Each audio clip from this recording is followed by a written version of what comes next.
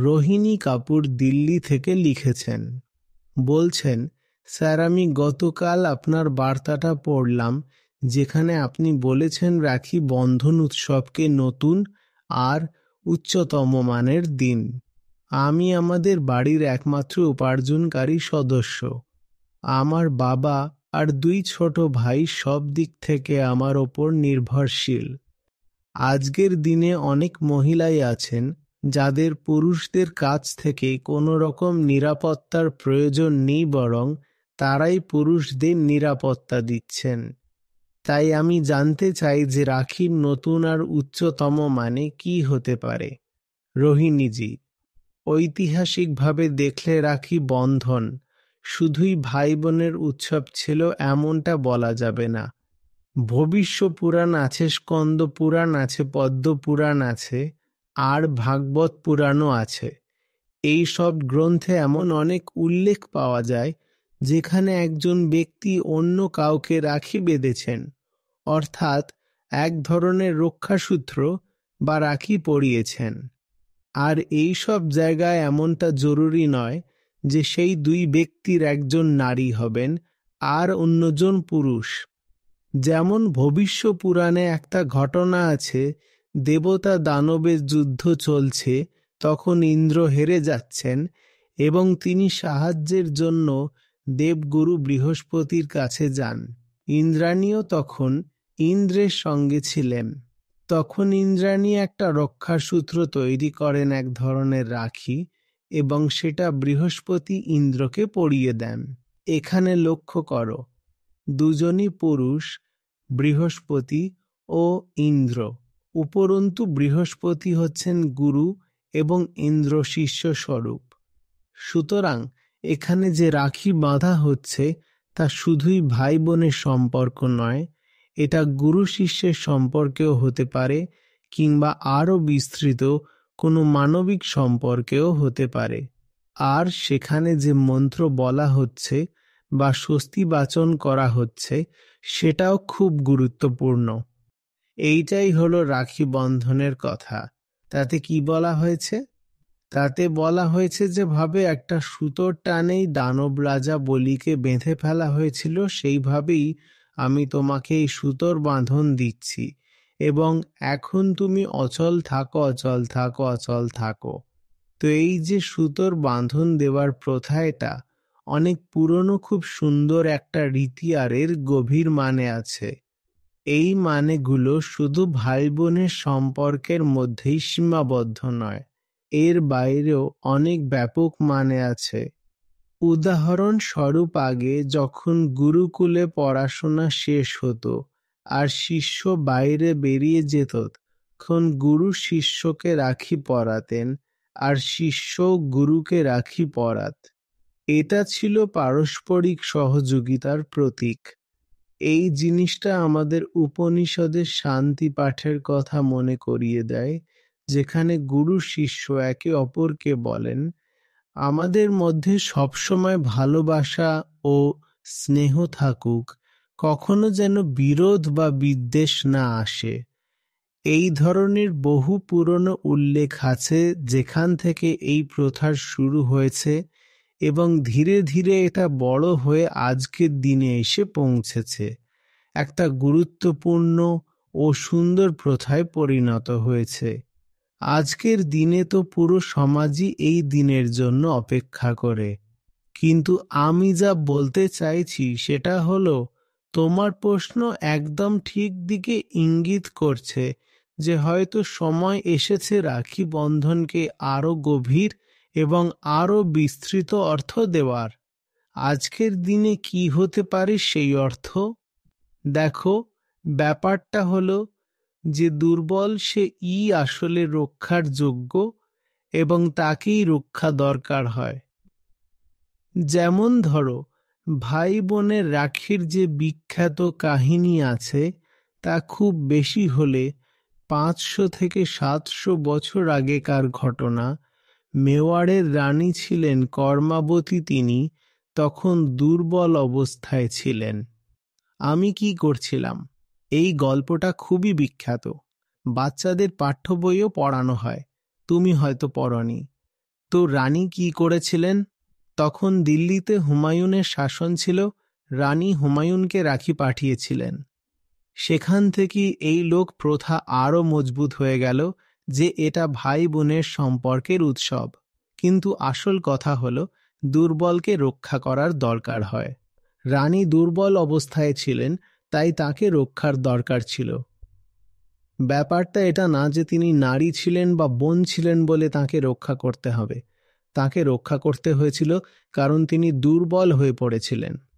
আজকে দুর্বল, একদম ঠিক বলেছ তুমি।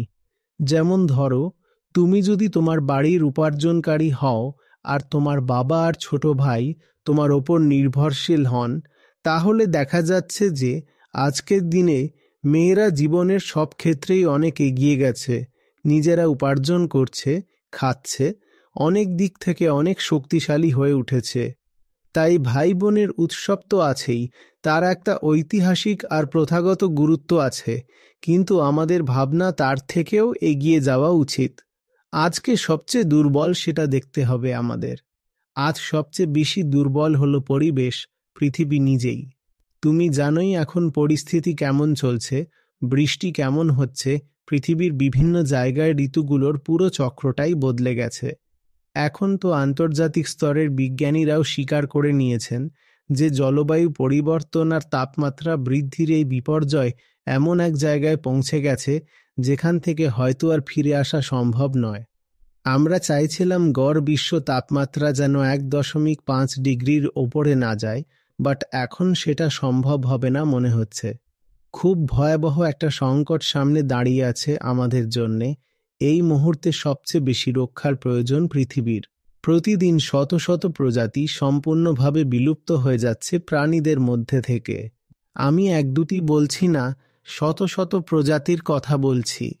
এর মধ্যে কিছু প্রজাতি প্রকৃতিগত কারণে বিলুপ্ত হচ্ছে ঠিকই, সবসময় কিছু কিছু প্রজাতি হারিয়ে যায় ধীরে ধীরে, কিন্তু বেশিরভাগ ক্ষেত্রে এই যে স্পিসিস লস বা বায়োডাইভার্সিটি লস হচ্ছে, এটা মানুষেরই কীর্তি।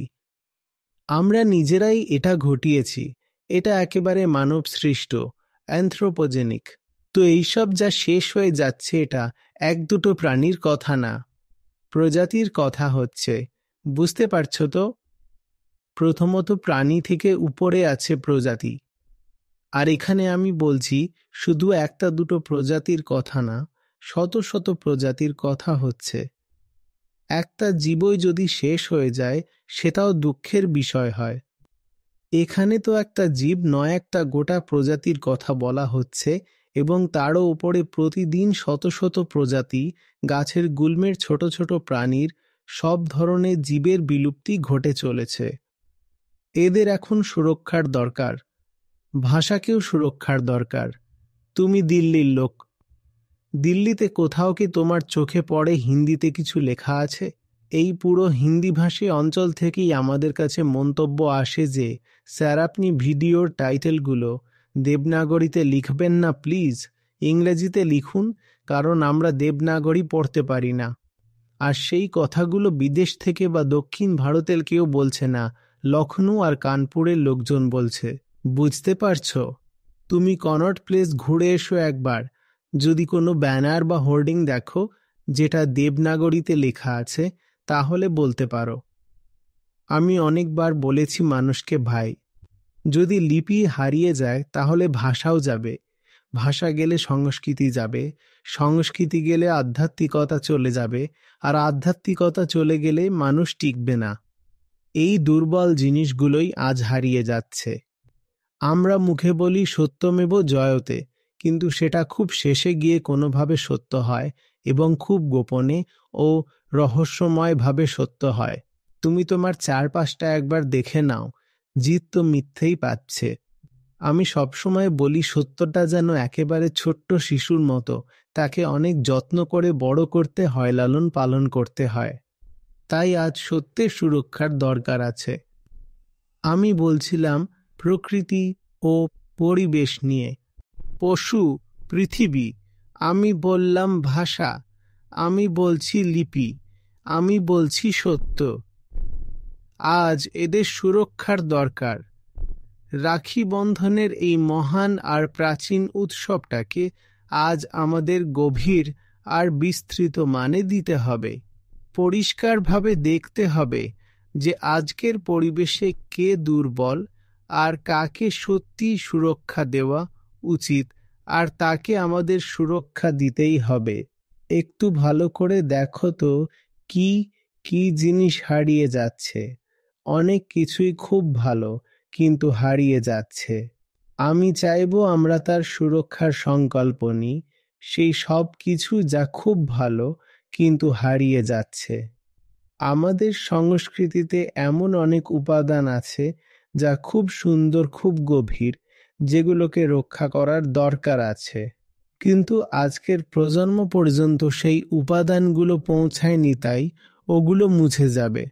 কারণ সংস্কৃতি একটা জীবন্ত জিনিস, যদি কেউ সেটা বাঁচিয়ে না রাখে তবে সেটা শুধু বইয়ের পাতায় সীমাবদ্ধ থেকে যাবে, মৃত হয়ে যাবে।